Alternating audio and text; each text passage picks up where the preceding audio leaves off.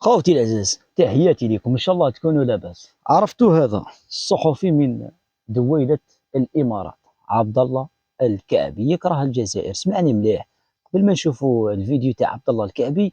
نوجه له رساله، على بالك باللي بابا ربي يحفظه ان شاء الله وربي يطول في عمره اكثر من دويلة الامارات. بابا زايد في 1959، اما دويلة الامارات تاسست سنه 1972، يعني بابا راه اكثر من شبه دويلة الامارات هذه.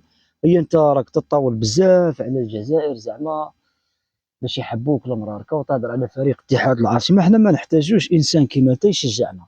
الجمهور الجزائري معروف انه من احسن الجماهير في العالم، عندنا قاعده جماهيريه، نشجعوا الانديه الجزائريه، نشجعوا الفريق الوطني، وما نحتاجوا حتى شخص يشجعنا. راك فاهم؟ نسمعوا خوتي العزاز، الفيديو هذا داروا قبل النهائي على الزمالك. لا ما شجعكم انا، اتمنى لكم الخساره.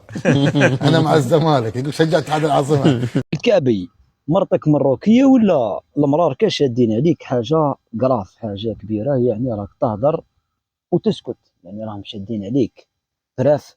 صحيح تهضر وتسكت، ما نحتاجوش انسان كيما انت يشجعنا. والف مبروك لفريق اتحاد العاصمه التتويج باللقب انا القاري. اشجعكم. يومين ما نمت بعد مباراه اسفي واتحاد العاصمه، يومين ما نمت انا. اشجعكم انا.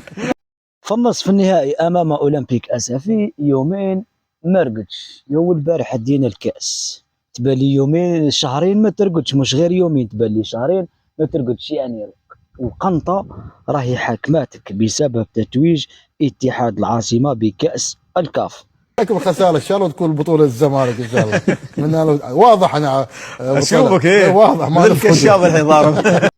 اتحاد العاصمه فاز في المباراه النهائيه وتوج باللقب. ايا وانت قاعد تتمنى خساره الفريق الجزائري. الف مبروك لفريق اتحاد العاصمه، وشكرا شكرا للجماهير المصريه واللاعبين المصريين على الروح الرياضيه طيله المباراه. يعني شفنا لاعبي الزمالك المصري ما شاء الله عليهم، الجماهير المصريه ما شاء الله. هيا وانت اقعد شيت للمخزن المروكي واقعد شيت للعياشه.